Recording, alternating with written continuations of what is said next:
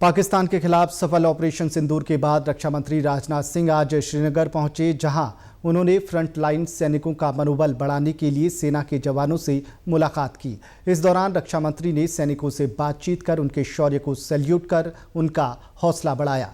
इसके अलावा रक्षा मंत्री ने बादामी बाग छावनी में गिराए गए पाकिस्तानी गोलाबारी के अवशेषों का निरीक्षण किया।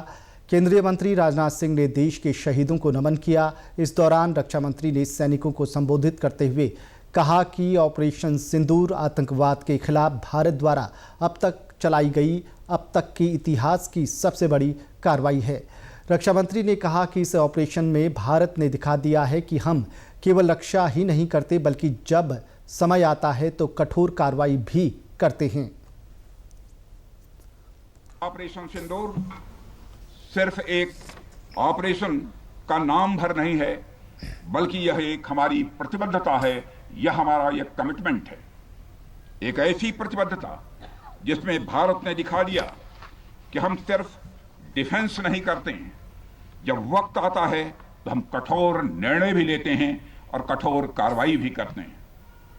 यह ऑपरेशन उस एक एक जवान की आंखों में देखा गया सपना था कि हर आतंकी ठिकाना, चाहे वह घाटियों में छुपा हो या बंकरों में दबा हो, हम वहां पहुंचेंगे और दुश्मन की छाती चीर कर हम उन आतंकी ठिकानों को खत्म करके ही हम वापस लौटेंगे। ऑपरेशन सिंदूर आतंकवाद के खिलाफ भारत द्वारा चलाई गई अब तक के इतिहास की, मैं मानता हूं, यह सबसे बड़ी कार्रवाई है।